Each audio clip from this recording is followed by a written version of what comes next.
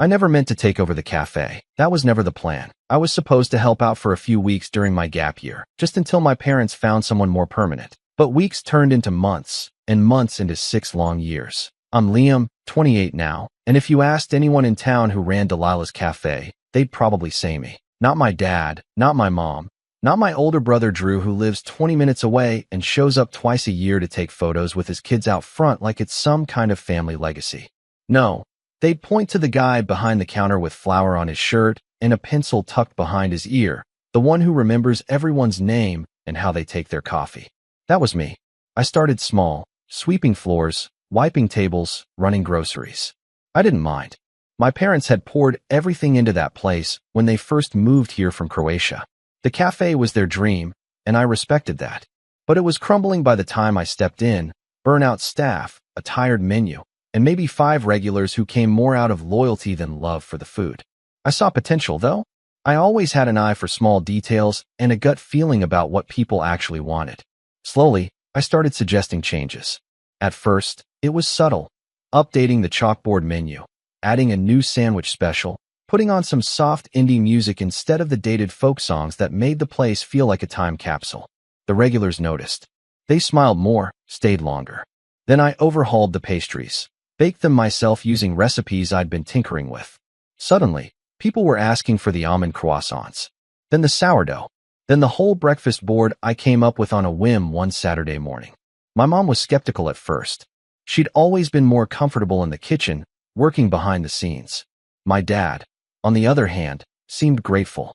"You have a good head, Liam," he told me once, when I stayed up all night balancing the books and found a supplier that cut our costs by 15%. "You're helping us survive." That meant the world to me. But even back then, there were cracks. Whenever Drew came to visit, it was like I turned invisible. He'd waltz in, throw his arms around my parents, and say, "You know, if you ever want to franchise this place, I've got connections."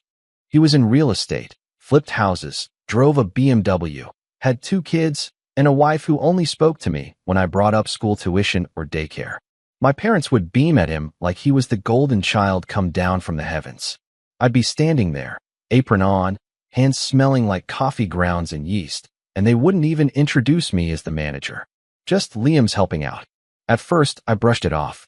Old habits die hard. I figured eventually they'd come around.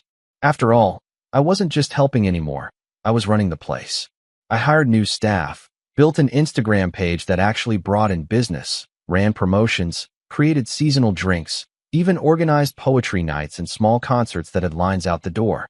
My name wasn't on the deed, but in every other way, that cafe was mine. I loved it. Loved the early mornings, the smell of fresh cinnamon and espresso, the clatter of mugs, the low hum of conversation. It wasn't just a job. It was home. But there were moments, little moments, that chipped away at that illusion. Like the time my mom snapped at me for ordering more glassware without asking. "What if we can't pay for it?" she'd said, even though I'd already run the numbers and shown her the profit spike from the last event. Or the time I asked if I could take a weekend off, and she said, "But who will open? Not can we manage without you? Or you've earned a break. Just who will open?" As if I were a cog in a machine they didn't quite recognize as necessary. Still, I told myself it was cultural. My parents came from a generation where praise was rare and duty was everything. I kept my head down, pushed through. I figured one day they'd see it. One day they'd say, "This is yours now, Liam. You built this. We're proud of you." I didn't even care about the money. I hadn't drawn a paycheck in years. I lived in the tiny studio above the cafe, fixed the leaky sink myself, and used tips to buy groceries. My social life was basically non-existent. But I felt needed. Important. Like I was building something that mattered. That illusion shattered one Sunday morning, and it started, oddly enough, with a plate of pancakes. We had just finished brunch rush, and I was wiping down tables when Drew walked in, dressed like he'd stepped out of a golf magazine, button-down tucked into khakis, sunglasses perched on his head, expensive cologne trailing behind him. His kids ran straight to the pastry display, smudging their fingers on the glass. My parents lit up like Christmas trees. "Drew," my mom cooed, wiping her hands on her apron and rushing to hug him. "We didn't know you were coming." "Surprise visit," he grinned. "Thought I'd bring the kids for some of that famous sourdough." I nodded at him, gave a quick wave to the kids. "We sold out an hour ago," I said, glancing at the near-empty shelves. But I can make you some pancakes if you want. Just give me 15 minutes. He laughed and said, Nah, I'm not a fan of carbs unless it's from a bottle of wine, and winked. My dad chuckled like it was the funniest thing in the world. I turned to go back to the kitchen when I heard Drew say, Actually, I wanted to talk to you guys about something. Do you have a second? The three of them moved to the back office. I stayed out front, wiped down the espresso machine, restocked lids, rearranged the mugs. 15 minutes passed, then 30, then 45. When they finally emerged, my mom was dabbing at her eyes, and my dad looked like he'd aged 10 years. Drew gave me a grin as he passed and patted me on the shoulder. Good to see you, little bro. I knew something was off. I could feel it in my gut. But it wasn't until 2 days later, when I walked into the office and found a manila folder with legal documents sitting open on the desk, that I realized just how far they'd gone. My parents had transferred the cafe's ownership, the deed, the business license, everything, into Drew's name. I stared at the signature line. My dad's handwriting was unmistakable. Under it, Drew's name was scrawled in that familiar, cocky script. I flipped through the pages in disbelief. No mention of me. No clause about transition. Just a clean handover. I confronted them that evening. My voice was shaking, not with rage, but something worse. Disbelief. Betrayal. Why would you do this without telling me? I asked, holding up the folder like it was radioactive. I've been running this place for 6 years. You said this was our family business. My mom couldn't look at me. My dad sighed and rubbed the bridge of his nose. You don't understand, Liam, he said quietly. Drew has kids. He needs something stable. He's family. I stared at him. I'm family. You're single. You don't have mouths to feed. My mom said, finally meeting my eyes. Drew has responsibilities. So do I. I snapped. I've been living here, working nonstop, keeping this place afloat while you two stepped back. I built the brunch menu. I trained every employee. I designed the new logo. You can't just hand it off like I'm some temp. We're not cutting you out, my dad said. You can stay on. Drew said he'd keep you as manager. I think something broke in me right then. Not loudly, quietly, like a string snapping inside a violin. I set the folder down, walked to the kitchen, took off my apron, hung it on the hook. Then I left. No yelling, no slammed doors, just silence. A week went by. I stayed with a friend on the other side of town, slept on their couch, didn't check my phone, didn't go near the cafe. I felt hollow, like I'd been sleepwalking for years, and finally woke up to find the dream was never mine. Then, one night, exactly a week later, my phone buzzed at midnight. My dad's name flashed across the screen. I hesitated, then picked up. He whispered, Liam, the regulars, they're leaving. They said it's not the same without you. I sat there, phone pressed to my ear, heart thudding in my chest. And for the first time in years, I didn't feel tired. I felt awake. And I knew exactly what I had to do. The next morning, I didn't go back. Not to the cafe. Not even near that side of town. I just stared at the phone for a while, rereading the call log like it might give me some kind of clarity. My dad's voice echoed in my head. That strange mix of guilt and confusion. They're leaving. They said it's not the same without you. He sounded scared. Not just worried about business, but shaken. My dad's not the kind of man who admits mistakes easily. He's always been proud, stoic. So for him to call me at midnight, whispering like a man who'd just woken up from a nightmare, it meant something was falling apart. But I didn't move. I couldn't. I'd given 6 years of my life to that place. 6 years of early mornings and late nights. 6 years without weekends. 6 years of helping out without so much as a salary, just vague promises and pats on the back. And for what? So they could hand it over to Drew like it was a spare set of car keys? Still, something in me wanted to know. Not to go back, not yet, but to see. So that afternoon, I parked a few blocks down and walked by Delilah's cafe like a stranger. I stood across the street, behind a lamppost, hoodie up. The sidewalk was empty. Normally, around this time, there'd be couples sitting outside sipping iced lattes. There'd be chatter, music through the speakers, the hum of something alive. Instead, it looked gray. There was no music. The chalkboard was still blank. No specials. No quote of the day. I used to scribble in colored chalk. One of the chairs out front was missing a leg. The flowers in the planters were wilted. I felt it in my chest. Like watching something you love slowly drown, and knowing you weren't the one who let go, but they told everyone else you did. A few days later, I got a text from Nina, one of the baristas I hired 2 years ago. She was 22, in college, and had never worked in food service before, but she was sharp, kind, and fast. I trained her myself. Her message just said, "I quit today. It's a mess. Can we talk?" We met up at a tiny boba spot near the park. She looked tired, hair tied up in a messy bun, her black apron still in her tote bag. She barely touched her drink. "Liam," she said, not even trying to hide the frustration in her voice. "It's like they don't even know how the place works. Drew shows up for an hour, walks around like he's the CEO, then leaves. Your mom's back in the kitchen, but she won't take suggestions. Your dad just sits at the register, but he doesn't know the new system you set up. I tried showing him how the iPad works, and he told me not to be disrespectful. I stayed quiet, sipping my tea.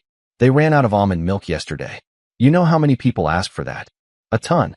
One of the regulars, Mary, the one with the knit hat, she came in, asked where you were. When I said you weren't around, she just frowned and left. Didn't even order. That hurt more than I expected. I'm not the only one quitting," Nina said. "Sam's out. Jade's on the fence. If Drew doesn't learn how to do a pour-over soon, the customers are gonna riot." She paused, then looked at me closely. Are you okay?" That question. No one had asked me that in a long time. Not sincerely. Not without following it up with, "Hey, can you cover my shift?" Or, "By the way, we need to reorder oat milk." I don't know, I admitted. I thought I was. But I feel like I've been watching a slow car crash. And somehow, I'm still in the driver's seat. Nina reached across the table and gave my hand a squeeze. "You built something real, Liam. They don't know how to run it without you. But that's not your problem anymore." I wanted to believe that. I really did. But the problem was, it still felt like mine. Like something I left behind in the rain. That night, I got a call from a blocked number. I let it go to voicemail. Later, I listened. It was my mom. "Liam, it's me. We're very busy, but maybe you can come by? Just for a few hours? Drew has meetings. Your father's been tired. We're short-staffed. The regulars keep asking for you. They think you're mad at them. Maybe just come on Saturday? For brunch? You don't even have to stay all day." I replayed the message twice. She never said sorry. Just a quiet assumption that I'd come crawling back like I always did. I didn't respond. A few days passed. Then I got another message, this time from Drew. "Hey, bro, heard you've been ghosting. Look, we're all adults here. I know you're upset, but you gotta understand. Mom and Dad just did what they thought was best. You're a free spirit, man. You're not the owner type. But I am. I've got vision. Structure. You're an artist. You make a great menu. We can still work together. I can even throw you a little percentage if you come back. Just don't be dramatic, all right?" That was the first time I ever blocked his number. Something in me shifted after that. Not just sadness. Resolve. I'd been passive for too long. I let them call it helping out when I was doing full-time management. I let them say Drew needs stability like I didn't need anything at all. I let them take my work and hand it off like a birthday gift. So I started planning. Quietly. Carefully. But before that, I wanted to see it with my own eyes. The damage. The fallout. I needed to know how far the rot had spread. The opportunity came faster than expected. That Friday, I ran into Mr. Clancy at the farmer's market. He'd been one of our most loyal regulars. Ex-professor. Always wore suspenders. Drank cappuccinos with a sprinkle of cinnamon on top. I hadn't seen him in weeks. "Liam," he said, eyes lighting up. "My boy, where have you been? I thought you'd run off to Europe or something." I smiled awkwardly. "Something like that." He peered at me. "Place isn't the same without you. Service is slow. Scones are dry. Music sounds like someone's midlife crisis." I actually laughed at that. "You know," he added. I tried giving Drew a suggestion, told him the ambience felt off. He told me, "This isn't a retirement home." I haven't been back since. That night, I sat down and wrote a letter. Not a text, not an email, a real, handwritten letter. To my parents. "You taught me that family means showing up. That hard work matters. That loyalty matters. I lived that for 6 years. But I'm realizing now that I've been treated like a tenant in a house I helped build. I'm stepping away. Completely. No more calls. No more favors. If you ever want to talk, really talk, you know where to find me. But don't ask me to fix what you broke." I mailed it the next morning. I thought that would be the end of it. It wasn't. 2 weeks later, I got a knock at my door. Sunday morning. I was still in sweatpants. I opened it to find my dad standing there, holding a tray of muffins. Muffins I recognized. My recipe. He looked older, like someone had sucked the light out of him. I thought maybe we could talk, he said quietly. You got a minute? I didn't answer. I just stepped aside. He sat down on the couch, set the tray down, and stared at his hands. Drew's gone, he said finally. He said it was too much. Took the kids to Florida. Said we weren't listening to his ideas. Said the cafe was outdated. I blinked. He left. Dad nodded. Took your mother's SUV. Said he'd mail the keys. I felt a mix of emotions. Not joy. Not even satisfaction. Just disbelief. He was only there for 5 weeks. I said. I know, Dad said. I was stupid. We both were. We thought he could handle it. Thought you'd always be there, so we didn't have to ask. There it was. The truth. I'm sorry, Liam, he whispered. I think I always assumed you'd never leave. That we didn't have to deserve you. But the cafe, it's falling apart. Without you, it's just a building with coffee machines. I didn't say anything. Then he looked up, eyes watery. Please, just come by. Not to work. Just to see. I hesitated. My heart told me not to. But something in my chest itched. So I went. The next day, and what I saw made my stomach twist. The shelves were dusty. The pastries were store-bought. The staff? One new girl who looked overwhelmed, and a part-timer I hadn't seen in years. The espresso machine had a leak. The back window was cracked. The chairs were mismatched. But worst of all, the soul was gone. It didn't feel like Delilah's anymore. It felt like a shell. And then, behind the register, I saw a framed photo Drew had hung up. It was him and the kids, standing out front, holding a sign that said, "The next generation of Delilah's Cafe." I stared at that photo for a long time. And in that moment, something clicked in my brain. A plan. A vision. Not out of revenge. Not out of spite. But to remind them, and everyone else, who really built this place. And what happens when you underestimate the wrong person. I didn't sleep the night after seeing that photo. Not because I was angry, though I was, but because I felt like I was staring at a gravestone with my name erased off of it. That photo of Drew and his kids outside my cafe, holding that ridiculous next generation sign, hit deeper than anything else had. Deeper than the betrayal. Deeper than the handover. Because it wasn't just theft. It was revisionist history. They weren't just taking the business. They were rewriting the story of who made it. I kept seeing it in my head. Drew grinning in that pressed shirt. My parents beaming beside him like they hadn't just handed over everything I'd built and told me to be reasonable. Like he had been the one baking at 4:30 a.m. Like he had come up with the cinnamon oat cold brew that brought the line down the block every Saturday. Like he had pulled Nina aside after her finals and told her she was doing an amazing job. I lay on my friend Julian's couch that night, staring at the ceiling fan, wondering how everything had gotten so twisted. 6 years of my life. 6 birthdays spent behind the counter. 6 Christmases covered in flour and espresso grounds because I told my parents, "You two deserve to take the day off." 6 years without a raise, without credit, without acknowledgement.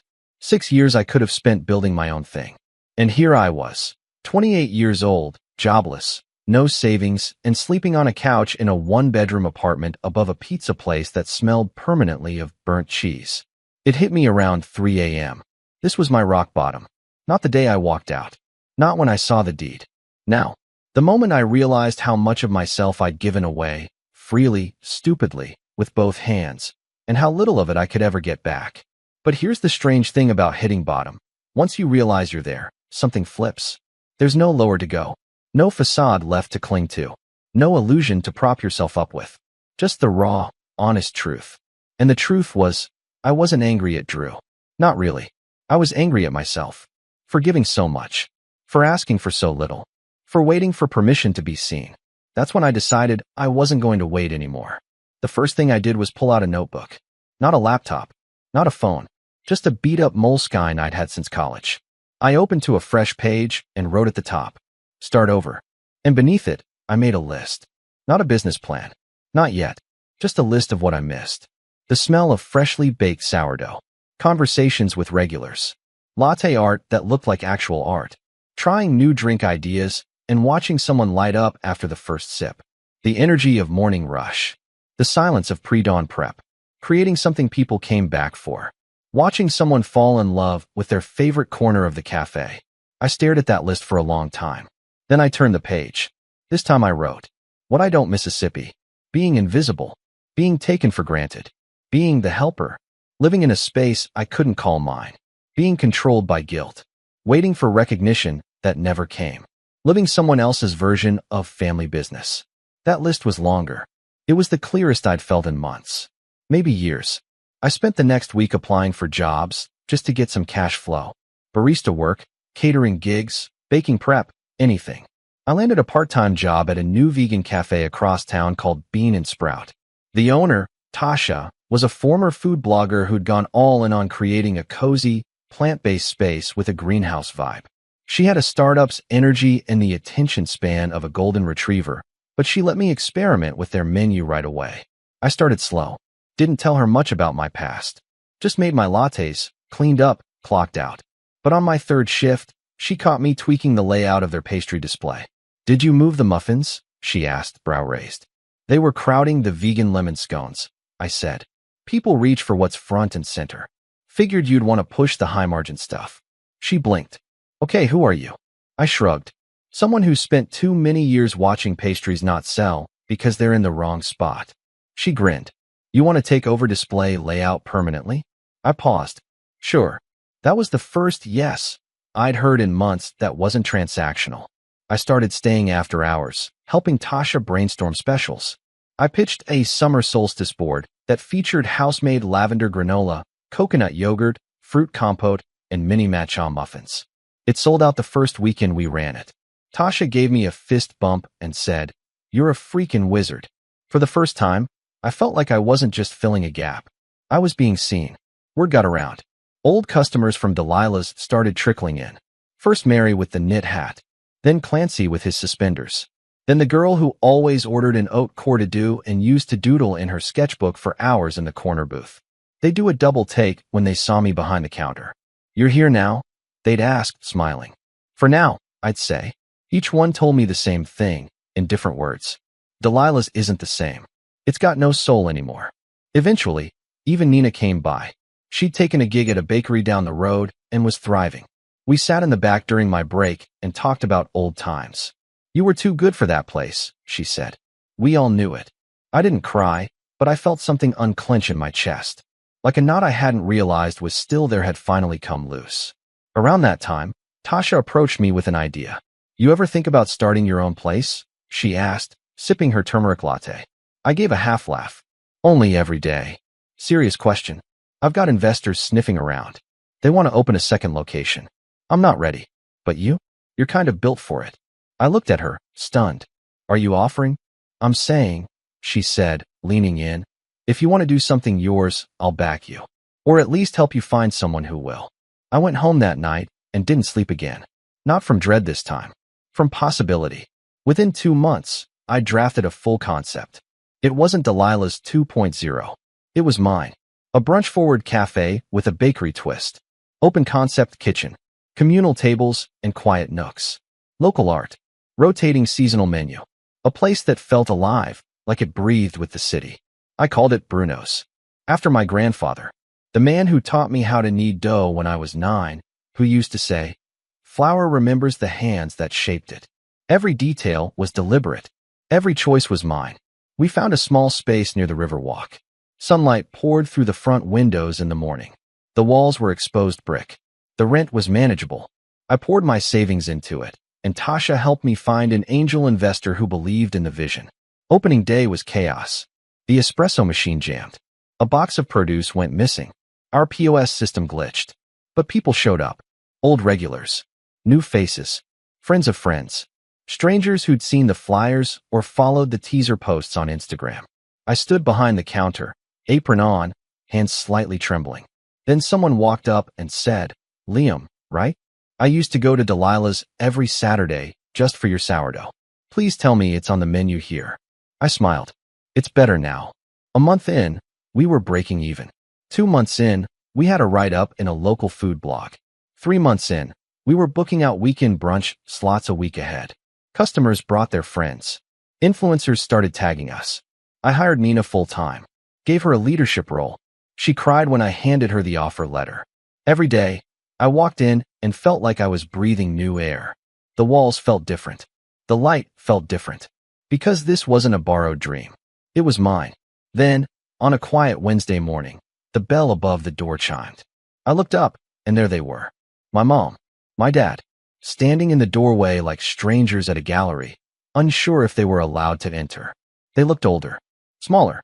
My mom clutched her purse. My dad had his hands in his coat pockets. They looked around, at the art on the walls, the fresh bread on the shelves, the regulars reading books or chatting softly over their drinks. And then their eyes found me. My mom smiled first, tentative, watery. My dad looked down, then back up again. I walked around the counter, slow, steady. We stood facing each other, in the middle of the cafe I'd built. My mom opened her mouth to speak, but before she could say a word, the crowd parted, and he walked in. Drew, tanned, sunglasses pushed up on his head, grinning like he had tickets to a show. He looked around, nodded, and said, "Huh, not bad. Got yourself a little cult following, huh?" The cafe went still. My parents froze. And for the first time in my life, I smiled without fear, because I knew exactly who I was, and I knew exactly what I was about to do next. I didn't flinch when I saw Drew. Not like before. He walked in like he owned the place, chin high, that overconfident swagger he used even when walking into rooms he had no business being in. The same smugness that used to steamroll over me when we were kids. Back then, he'd borrow my bike without asking, break it, and somehow I'd be the one apologizing. Nothing ever stuck to him. And clearly, nothing had changed. I could feel my hands curling into fists, but I kept them loose at my sides. Not here. Not now. This was my space, and I wasn't going to let him dirty it.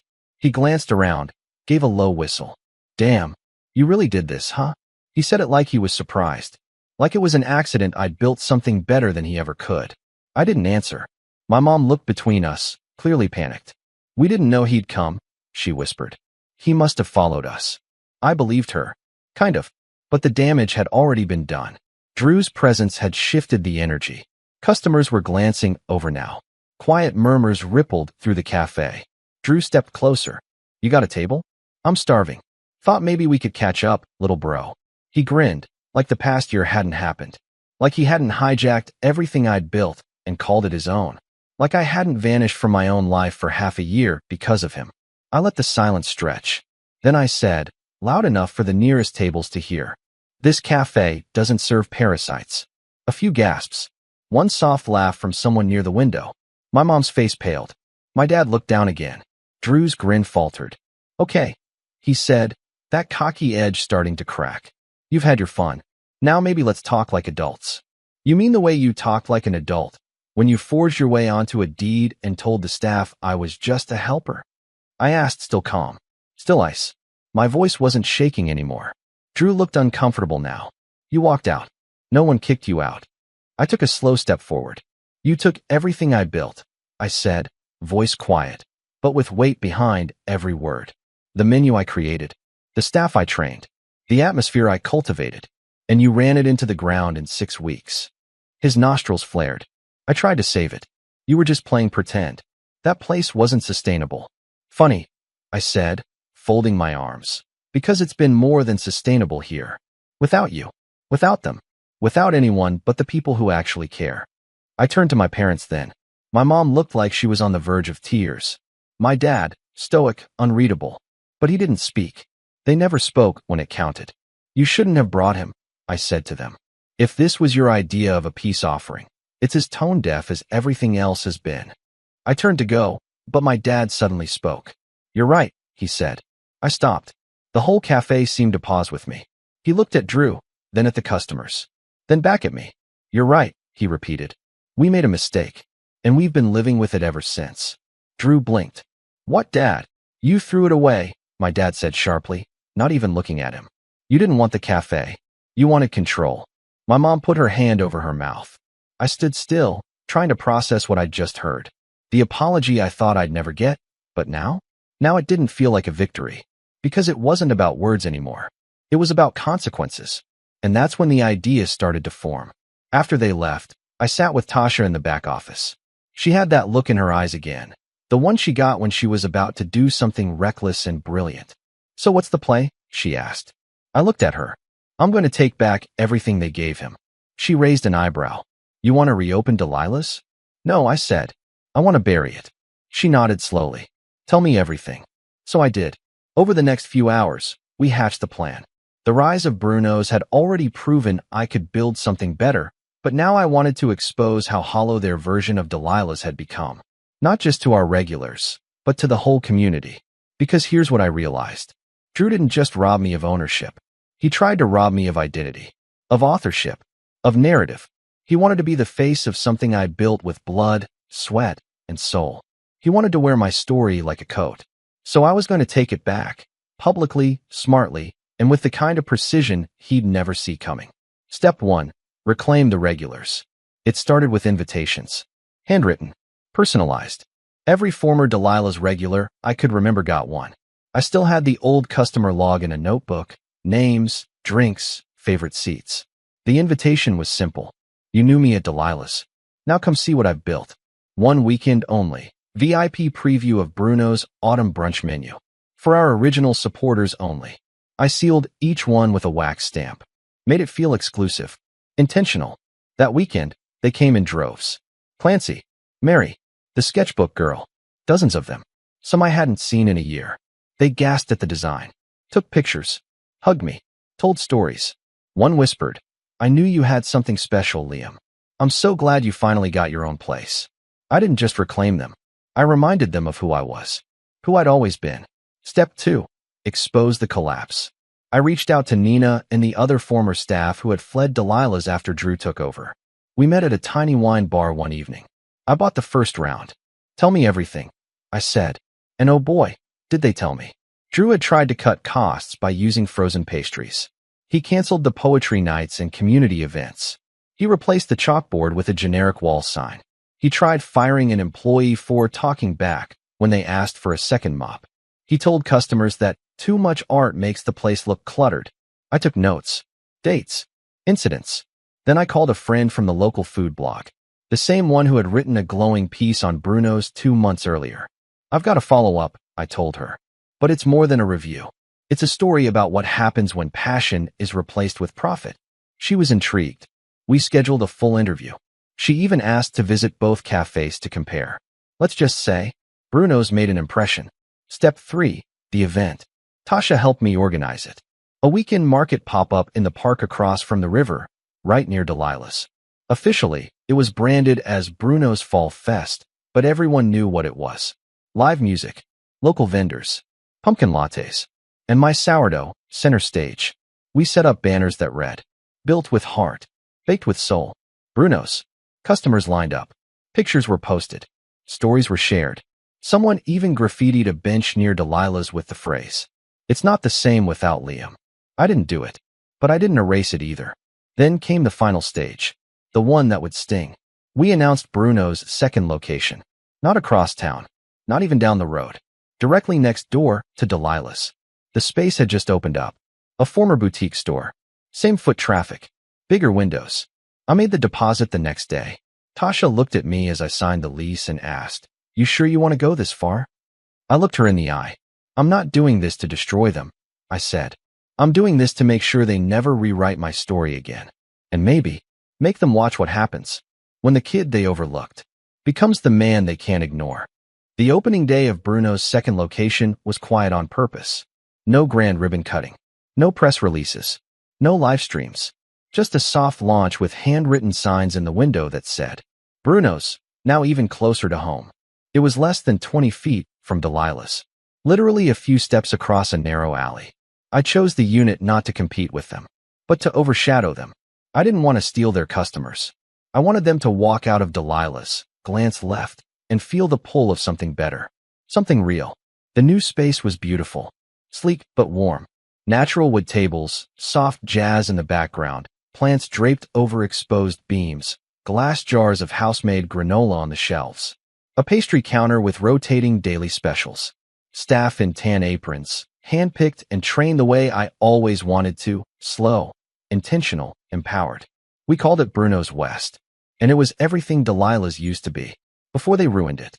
On day 1, we pulled in nearly double what Delilah's made that weekend. Customers who used to glance at Delilah's and sigh now lined up outside Bruno's West. The same familiar faces. New ones too. People taking selfies with our art wall. Influencers filming our lavender oat cortados and cardamom buns. A food critic even showed up unannounced and raved about our maple sage scones. The next morning, someone left a 5-star Google review. Finally, a brunch spot with heart. I remember Liam from the old place. Glad to see he's found his own space, because it turns out he was the old place. I didn't ask for that review. I didn't need to. The truth was spreading. 2 weeks in, I noticed something curious. Delilah's hours started changing. First, they reduced their brunch days from 5 to 3. Then they stopped opening on Mondays entirely. I passed by occasionally, never went in. But I saw the signs. The windows got dustier. The chalkboard, which someone had apparently returned to, now had messy handwriting and last week's date still on it. The planters out front were empty. The baristas looked tired, bored. The smell of fresh baking? Gone. It was dying. Not because I stole anything, but because there had never been a soul in Delilah's without me. They just didn't know it until it was too late. Then came the article. Remember that local food blogger I'd spoken to months ago? She published a long-form feature titled, "The Cafe That Forgot Its Heart and the One That Found It." It was brilliant. She never named names, but she didn't have to. She detailed the story of a family-run cafe that lost its spirit after a quiet, unacknowledged shift in ownership, and how its former baker left, started something new, and built a space rooted in authenticity, community, and love. She called it a parable of modern entrepreneurship and silent betrayal. It went semi-viral. Locals shared it. Foodies reposted it. Even a regional magazine reached out about profiling Bruno's. The final paragraph hit like a hammer. Sometimes the ones who build quietly are the ones you underestimate the longest. Until suddenly, they're the only ones left standing. A few days after the article dropped, I got a voicemail. It was from Drew. He didn't even say hi. Just, "Congrats, man. You won. Hope it was worth it." No apology. No ownership. Just a sulky tone from a man who thought he was invincible and found out. Too late. That legacy isn't inherited. It's earned. I didn't call him back. That same week, Tasha texted me a photo someone had sent her. It was a screenshot of Delilah's Yelp page. The top review? "Used to love this place. Not anymore. Ever since the change in management, it's been a shadow of what it was. Go to Bruno's instead. It's where the magic went." I stared at the photo for a long time. Then I opened the Bruno's Instagram account and posted our newest special, Croatian walnut rolls. My grandfather's recipe. The caption? "Some roots run too deep to be torn up." One morning, about a month later, I opened the cafe early. Just me and the soft buzz of the espresso machine. I was restocking the cups when I heard the bell over the door. I turned, expecting a delivery. It was my father. He stood there in his brown coat, hat in hand. His shoulders looked smaller than I remembered. I didn't say anything. He walked up slowly, looked around. "This place," he said, after a long pause. "It feels like home." I kept my hands busy, wiping the counter. "That's the point." He nodded. Then, quieter. "Delilah's is closing." I stopped. He didn't look at me when he said it. Just stared at the wood grain in the counter. "It can't keep up. We lost most of the regulars." Drew bailed again. "Your mother's tired. We can't run it alone." I didn't gloat. I didn't smile. Instead, I asked, "Why are you telling me?" He exhaled. "Because I wanted you to hear it from me. Not the neighborhood. And because..." He faltered. "Then, you were right. We didn't deserve you. We didn't see you. We let ourselves believe you'd never leave. That we could take without giving back. And we were wrong." I waited. Not for more words, just for the silence to settle. Then he reached into his coat pocket and placed something on the counter. A small, sealed envelope. I didn't open it. "Not yet. I hope someday you'll forgive us," he said. And with that, he left. I waited until after the morning rush to open the envelope. Inside was a letter. No legal documents. No offers. Just a page in my dad's careful handwriting. "Liam, I used to think owning something meant holding it tightly, keeping it in the family, protecting it at all costs. But now I know the truth. Ownership is not about paper. It's about presence. And you were the only one who was ever present. I'm proud of you. And I hope one day we can sit at a table together again, not as owner and son, not as employee and boss, but just as father and son. Love, Dad." I folded the letter slowly and placed it in my apron pocket.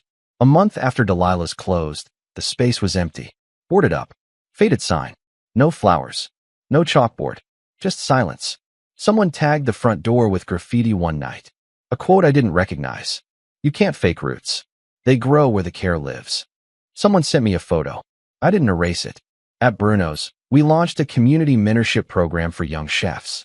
We partnered with local schools, taught classes, gave kids a chance to shadow our bakers. Nina spearheaded the whole thing. We called it, "The Table is Yours." Sometimes people ask me what happened to the old cafe. And I tell them this. It wasn't the building. It wasn't the name. It wasn't even the menu. It was me. And when I left, the soul went with me. And when they ask if I miss it, I just smile. Because I don't need to hold a grudge. I built something better. I became something stronger. And they'll never forget it. Final line. I pass by the old Delilahs sometimes, just to remind myself how quiet it gets when the wrong people try to claim your voice. Because now they know what I always knew. You can't inherit a legacy you didn't build. For real. I mean, they're talking about you.